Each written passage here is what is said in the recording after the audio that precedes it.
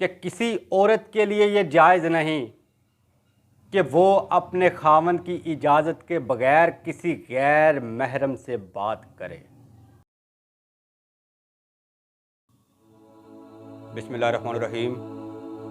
الصلاۃ والسلام علیک یا رسول اللہ، الصلاۃ والسلام علیک یا نبی اللہ۔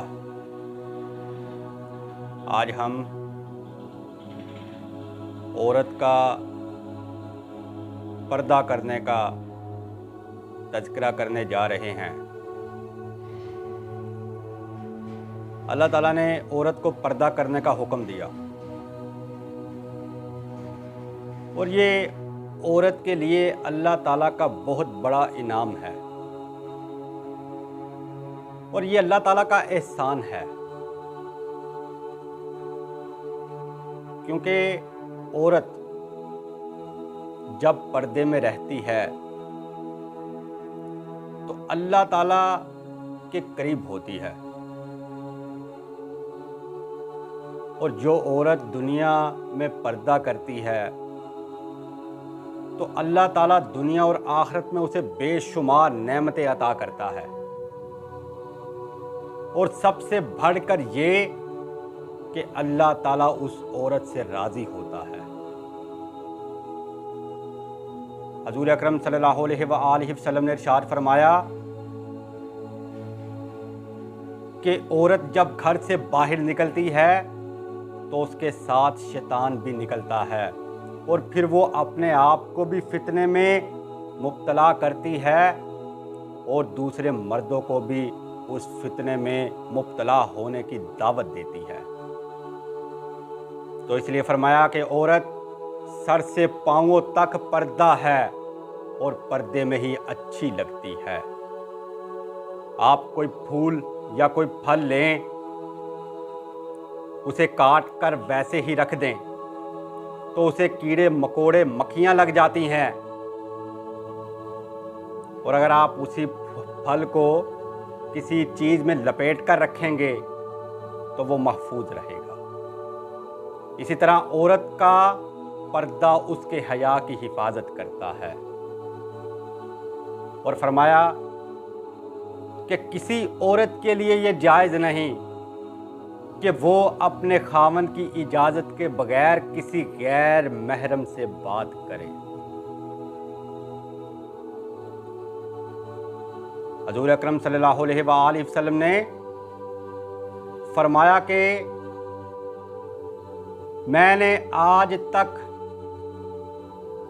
2 جہنمی ایسے گروہ ہیں جن کو میں نے اب تک نہیں دیکھا،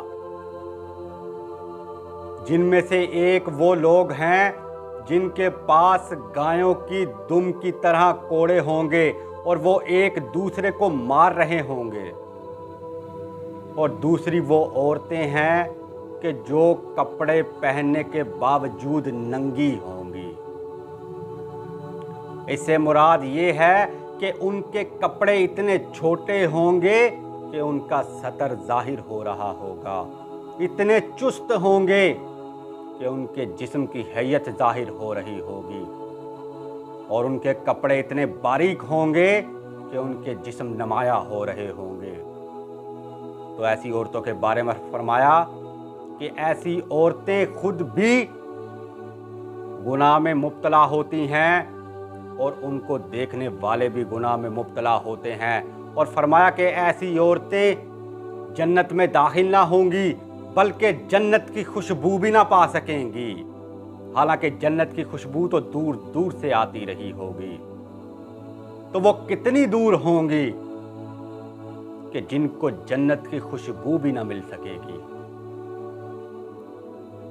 تو عورتوں، جس پردے کو، جس چادر کو تم اپنے اوپر بوجھ سمجھتی ہو نا، یہ تمہارے ماں باپ کی، بھائیوں کی معاشرے میں سر فخر سے بلند کرتی ہے۔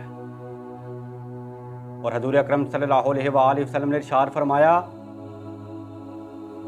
کہ عورت کے لیے سب سے افضل یہ ہے کہ وہ صحن میں نماز پڑھنے کی بجائے کمرے میں نماز پڑھے، اور کمرے میں نماز پڑھنے سے افضل یہ ہے کہ وہ کسی کونے میں نماز پڑھے۔ مطلب یہ کہ اتنا پردہ घर के अंदर भी उसे ये कहा जा रहा है कि कमरे में छुप कर नमाज पढ़े, कि कहीं उसे कोई देख ना ले। लेकिन आजकल क्या हो रहा है मुआशरे में, देखिए क्या हो रहा है। आज मेरी मर्जी मेरा जिस्म के नारे लगाए जा रहे हैं। और तो कुरान पढ़ो, हदीसें पढ़ो, तुम्हें पता लगे कि इस्लाम में किस कदर पर्दे का हुक्म आया है। और औरत फरमाया किसी से बात करे तो सख्त लहजे में बात करे, इतनी नरमी से बात ना करे कि दूसरा शख्स उससे बात करते करते जहन में कुछ उल्टा ना सोच ले। तो लड़कों से भी मर्दों से भी मेरी यही गुजारिश है कि हम जहां औरतों को पर्दा करने का हुक्म देते हैं, वहां मर्दों को भी चाहिए कि अपनी नज़रों की हिफाजत करें, क्योंकि ताली दोनों हाथों से बजती है। तो दुआ है कि अल्लाह पाक मुझे और आपको अपनी नज़रों की हिफाजत करने की तौफीक अता फरमाए। वमा अलैना इल्लल बलागुल मुबीन।